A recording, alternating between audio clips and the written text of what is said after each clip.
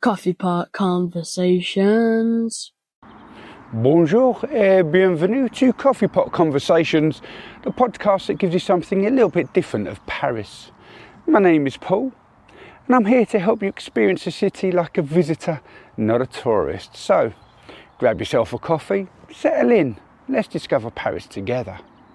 Coming up on Coffee Pot Conversations. Yes, this is episode 3.5, and what we have on today's show is a walk around a fountain, a walk around a shopping centre, a metro journey, and that's pretty much it.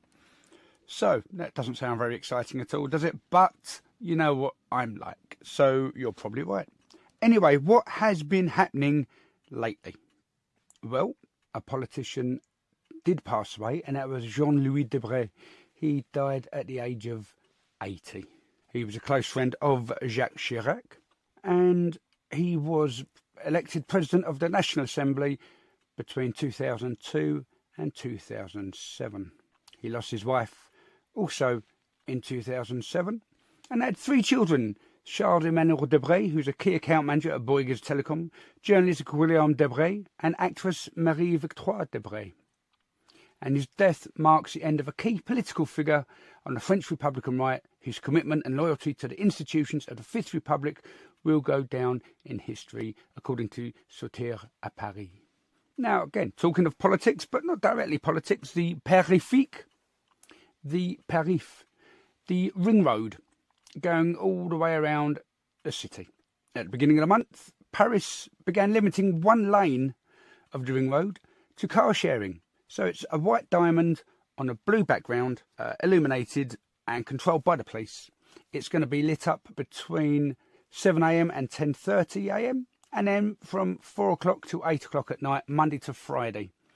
It can obviously be deactivated by the police if there are issues that require it. Now, this ring road is going to, not the ring road, the lane share. Is it a lane share? No, it's a car share. The car share is going to be monitored by AI, and if you're driving without someone else in the car, apparently, it's going to flash up and ask you to change lanes. If you don't do that, then you're going to get a €135 fine.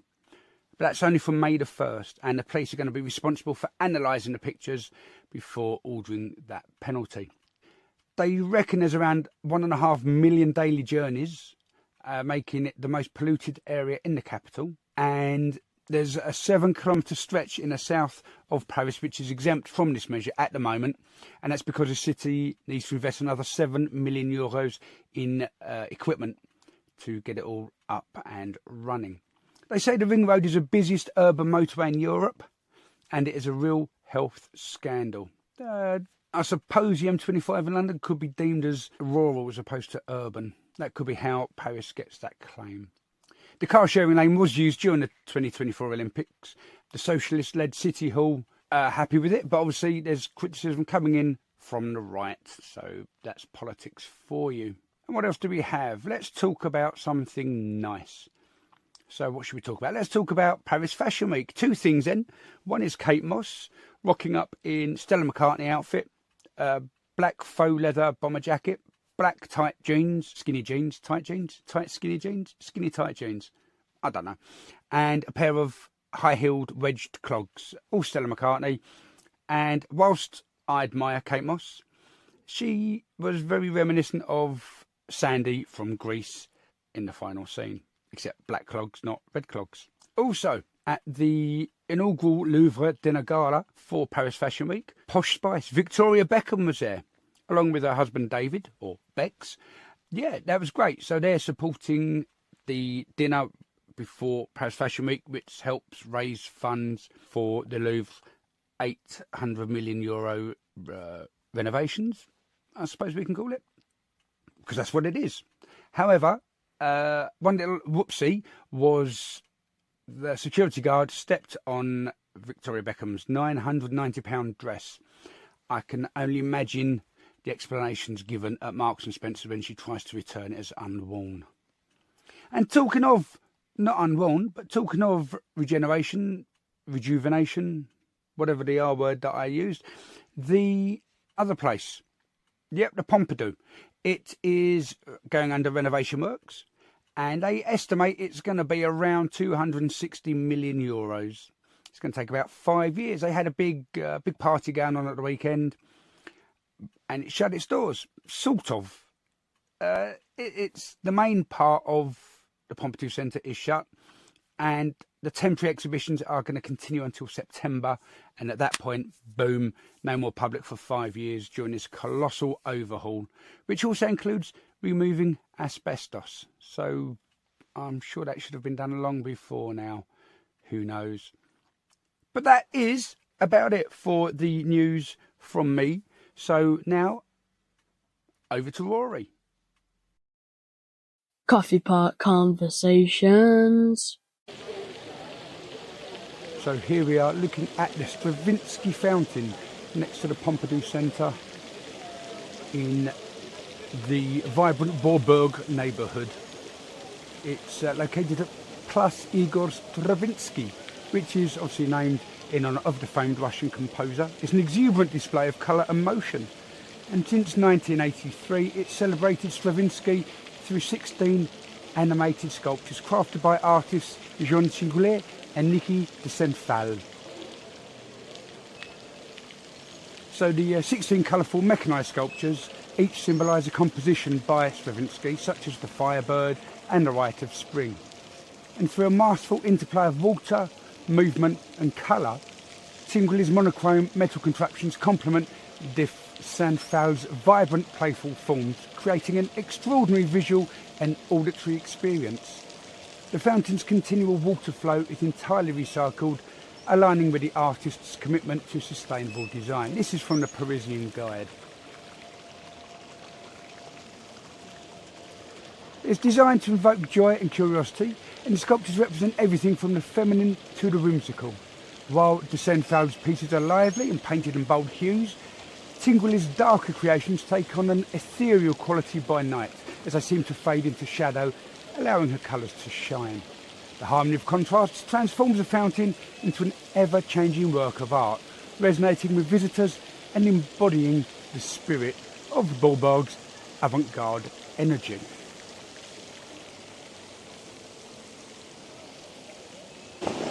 You know what's weird? I've been to Paris quite often, been to Forum Les Halles, but I don't ever remember seeing that fountain behind me.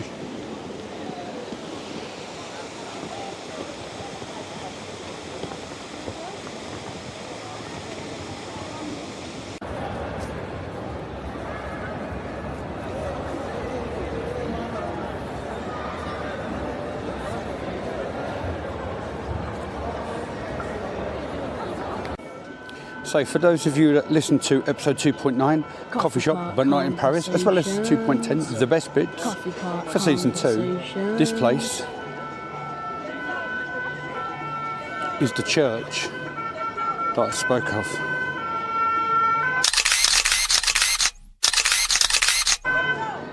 Saint-Eustache, with special disco lights. Okay, so 2 things you don't expect to find in Paris.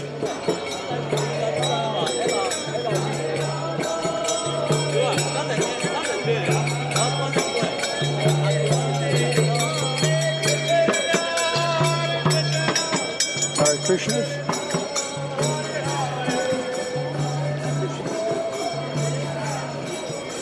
And Krispy Kremes. And for those of you that were paying attention to episode 2.10, The Best Bits, you would have heard me talking about the new vintage, the Beaujolais. Well, the little party they had was held here. Au Pied de Cochon. So people ask me, is Paris safe at night? Well, I'm a 6'4" English lad. 16 stone, about 220, 225 kilos. Generally it is, but there are parts that aren't quite as feel safe as others. You just get that little vibe. You know when it's not going to be great. So I'm walking around a busy part of the shopping centre, Forum des Halles. It's not too bad. I feel that it's not quite easy, but that may be because I'm talking to myself using a camera. I don't know. Just take a little walk. I want to find line 3, incidentally.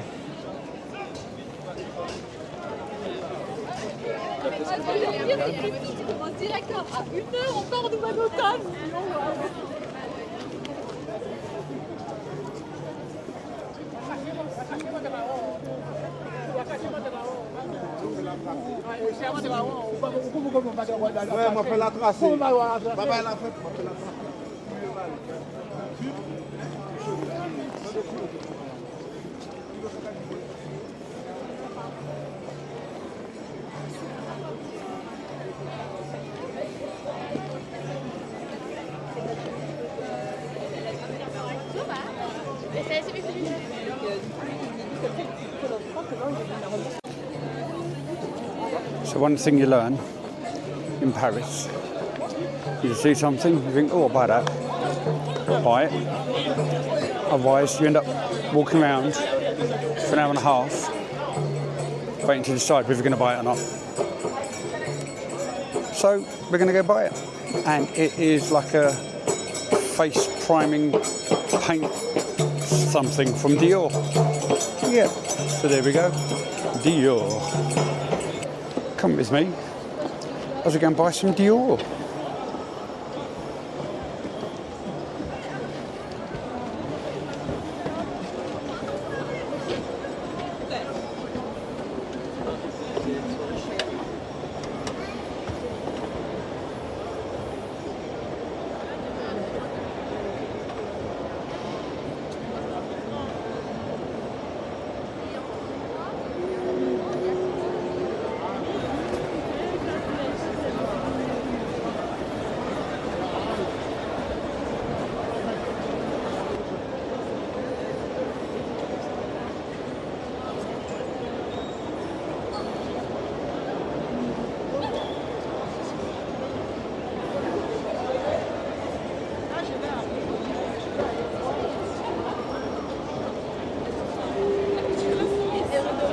Okay, let's speed things up.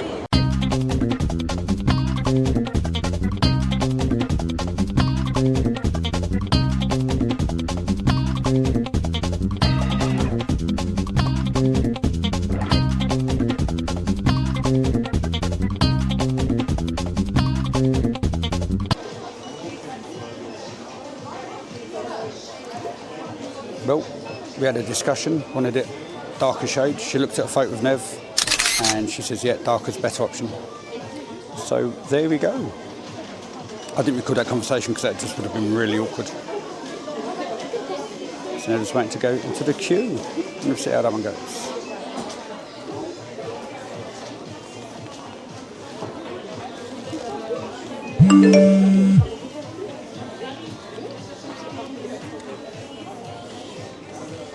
Then I get to go back to my room. Or someone on the way. Non, on est espèce. Merci.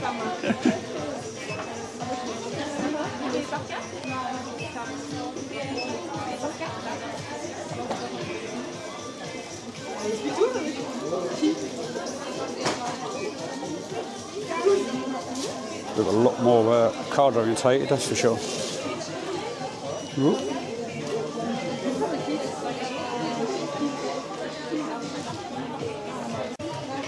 Bonjour, bonsoir, s'il vous plaît. Vous avez un compte chez nous. Vous avez un compte chez nous. Désolé, je suis... Oui. Do you have membership account? I France. do. Membership account. I don't have it with me. I have an email address. No. No? Do you want to buy? No, merci.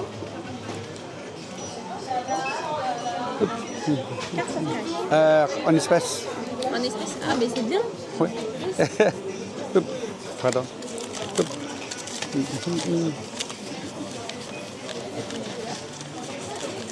Merci.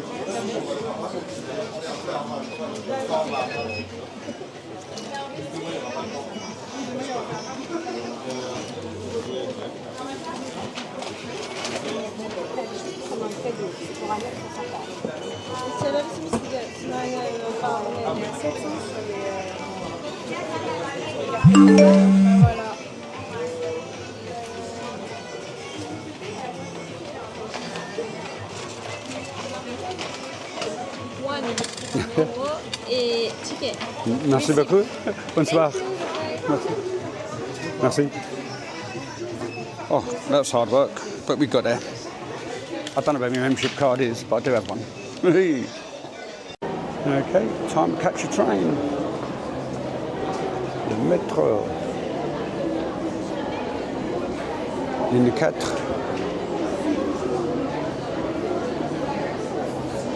De Brie. Ligne 3.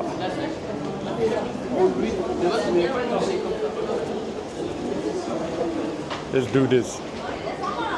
Okay, so we're just walking through Westfield, which, as we know, is a shopping centre. It's actually a global shopping brand operated by Unibail Rodamco Westfield. It's a French commercial real estate company that owns and manages retail properties across Europe and the US. It was founded in Australia in the 1950s, and then it obviously expanded internationally. In 2018, Unibail Rodamco acquired Westfield for $15 billion, creating URW.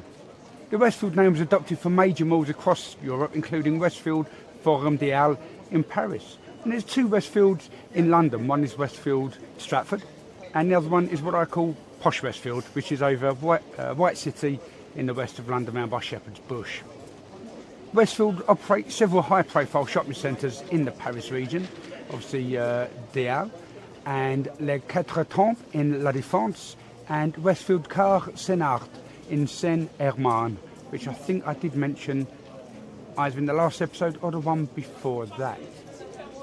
The branding strategy focuses on luxury retail, entertainment, and what they class as experiential shopping, aiming to blend shopping with leisure activities like cinemas, dining, and sometimes cultural events.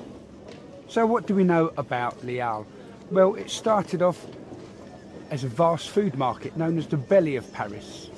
It then turned, finally, into Forum des Halles as we know it today. So let's start at the time when Les Halles wasn't about Zara, Sephora, or even a cinema. In the 12th century, this spot was already home to one of the most important markets in Europe. Now imagine the sights and sounds. Traders shouting prices, horse-drawn carts, even barrels of wine, the scent of fresh bread mingling with a less romantic aroma of fishmongers at work.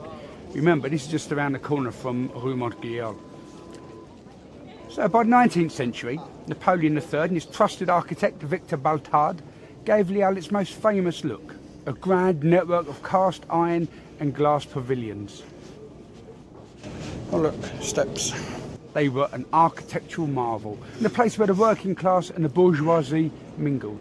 But by mid-20th century, the market had outgrown itself. The traffic was unbearable, sanitation a concern, and in 1969 the historic pavilions were dismantled. The food market was then relocated to Rungis, outside of Paris.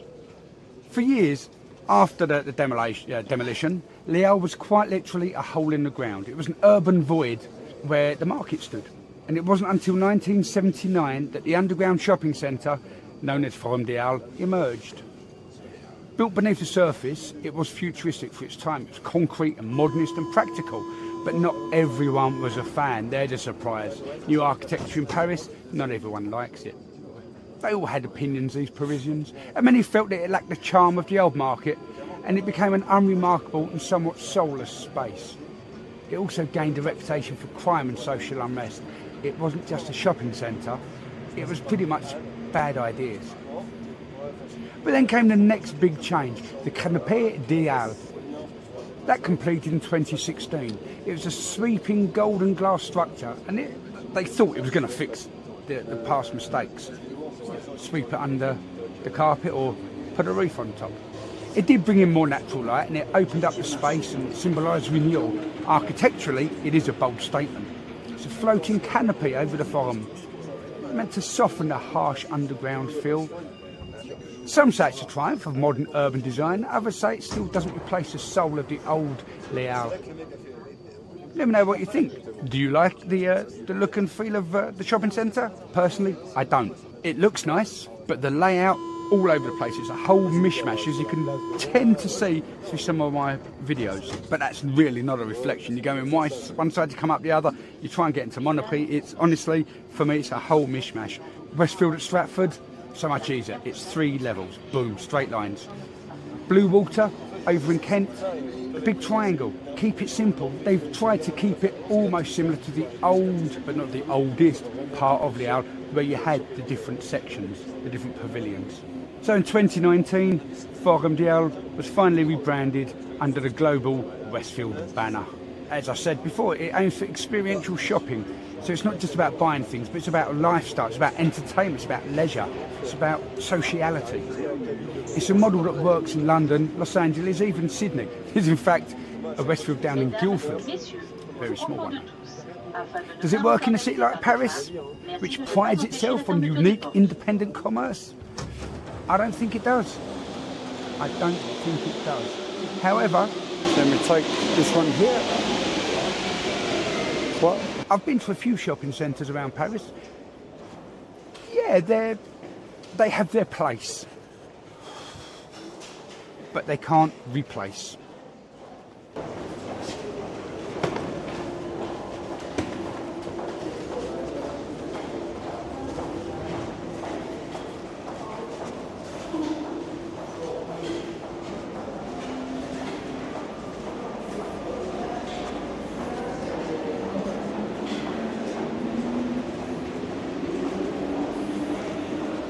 So what you need to do is just work out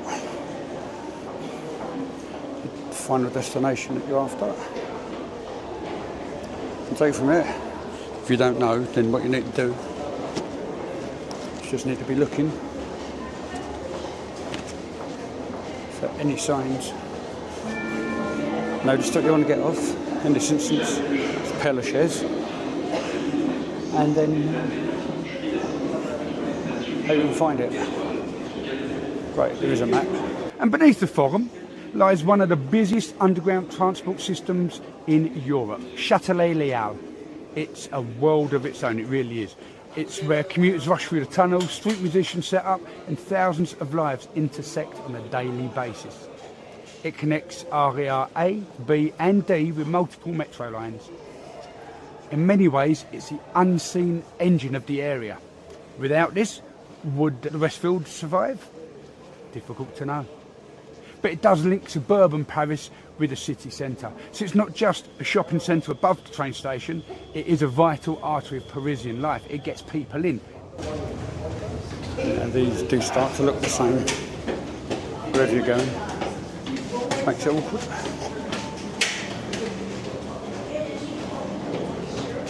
Everyone has steps.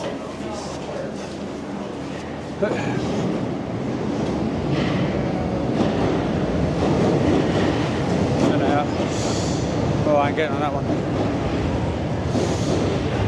Busy. No. Next one in 5 minutes, which I'm not worried about.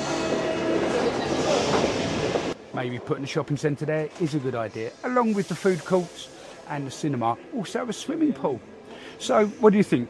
Is Forum des Halles a successful evolution of Paris, or does it represent something lost? Should cities like Paris resist commercial globalisation, or is this just the way the world moves forward? Let me know what you think. Send an email, shoppingcentre@anenglishmaninparis.blog. Next time in Paris, go and have a look, if you want to. Don't forget there are plenty of other shops around. So you've got to really hope you're going the right way. You never know if you are or not. So your choices are check out your phone or just keep looking.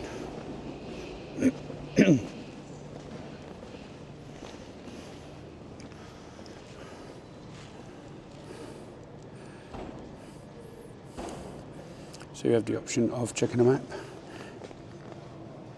But see, I'm going Père Lachaise. That's the end of it is Gallieni. I'm going there, so I'm actually going in the right way. I am here to République. Walk along, boom. Job done.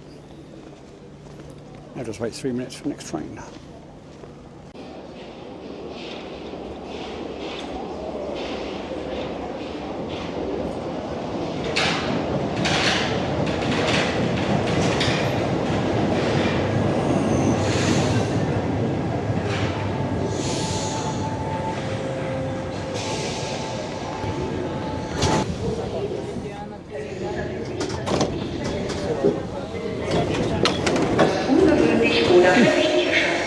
Asegúrese de no olvidar sus bolsos o equipaje. Indíquenos solo objeto abandonado o toda situación che le parezca inabituale. Vi preghiamo di non lasciare i vostri bagagli senza sorveglianza. Se un bagaglio vi sembra sospetto, comunicatelo immediatamente a tutti i nostri agenti.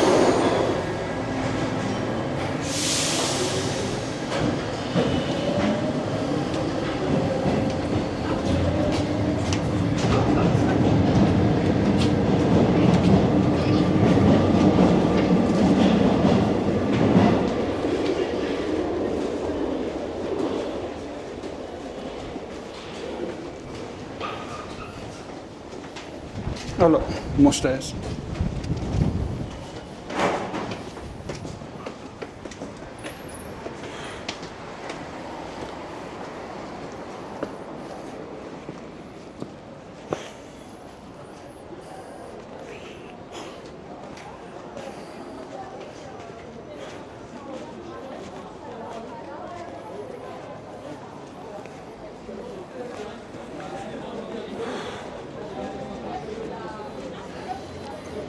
So, come out a different exit to the one I went in. So now I need to get my bearings. And then decide what I'm going to do. I am shattered. I could really do just calling it a night, but I've got a feeling that's not going to happen. Paris time, 8 o'clock. Real world, 7 o'clock. Been awake since 1. Real time. Sort of dropping in and out of sleep. But I know my alarm at 4:15 was going to go off, so I didn't really have much choice but to get up with that. Then you saw what happened. I was left waiting outside the station. À la gare, à la métro. And yep. So, I don't know. That's quite a nice name for a kebab shop. Paris Istanbul. On the plus side, kebab tomorrow. No kebab tomorrow because I'm going home.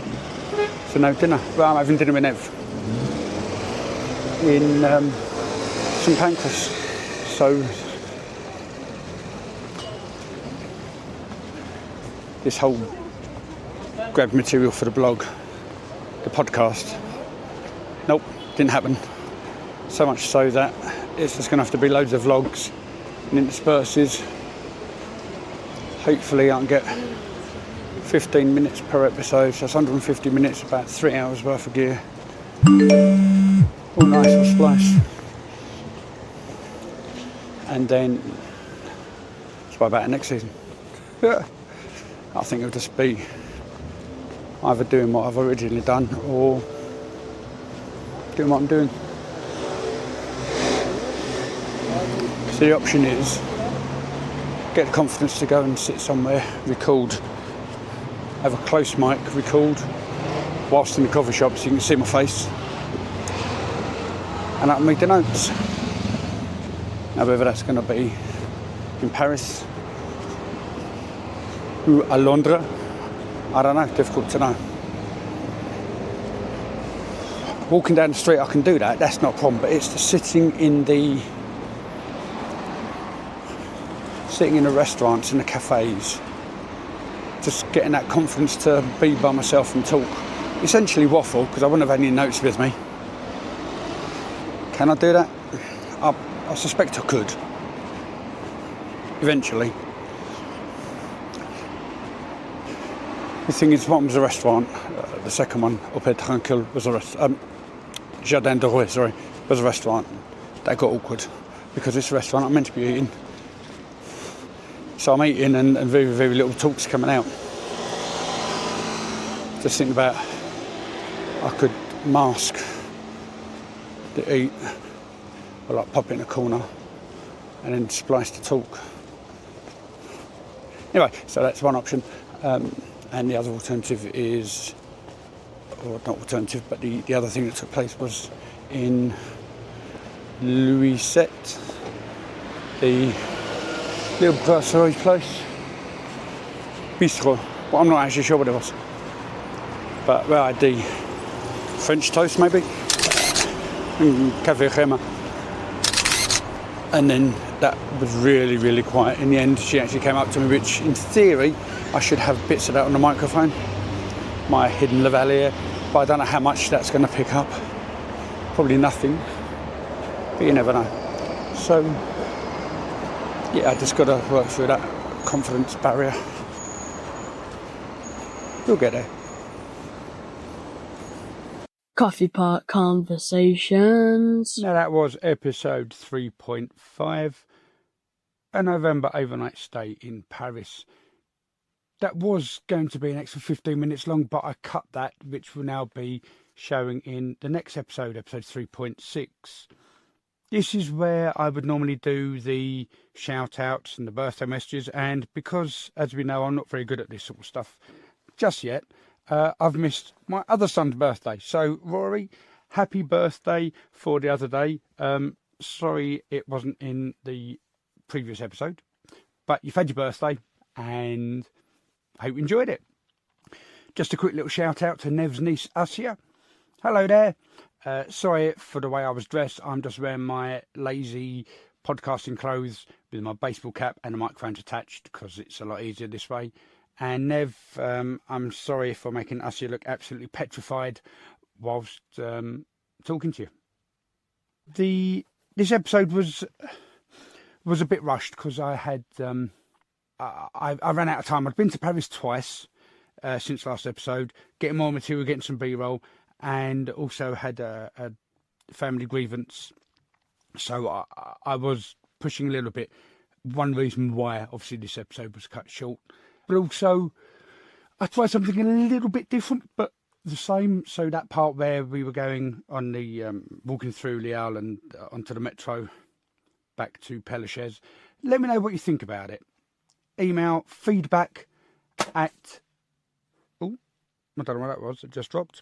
Wasn't the mouse this time. That makes a change. But anyway, email me at feedback@anenglishmaninparis.blog and let me know what you think that was that just fell off the bed where I'm recording. No, just check my microphones. They're still there. Yeah, so that's that. Anyway, Jasper. Time for your jingle. No, I didn't like that. And now it's time for Jasper's jingle. That's better. Coming up on Coffee Pot Conversations. We have the remnants of episode 3.5 making an appearance in episode 3.6. It's just going to be a transition from my continuation of the walk back to back to the hotel, and then the next day's activities where I actually pop into Père Lachaise. So that could be a bit of a trigger warning for next episode. If you're not happy about recordings in cemeteries, I apologise, but that's what's going to be happening.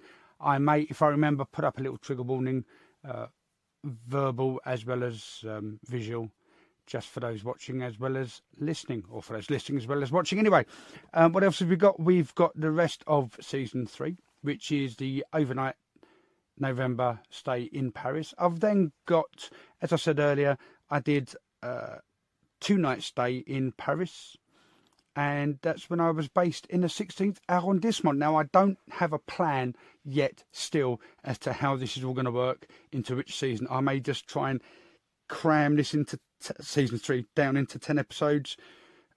I don't think that's going to work. So season 4 may actually be the second half of this overnight stay, which then means in terms of chronological order, yes, it will still be running as was, but season 4, which was recorded in February, could well be out in February the year after.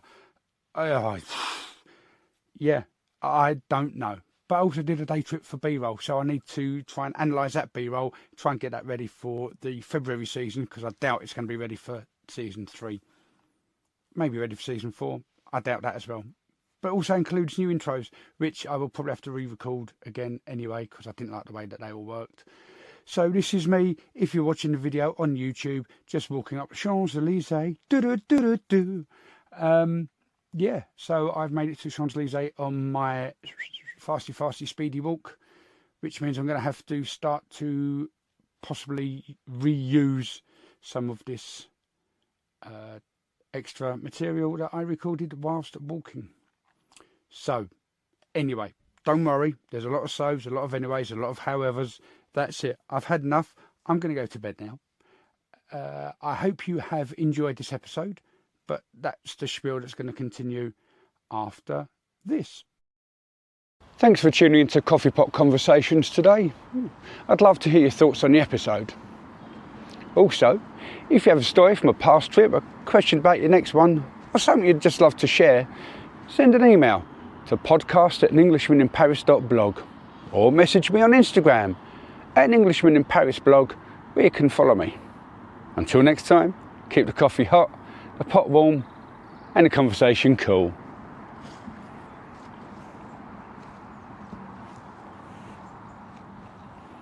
Coffee Pot Conversations.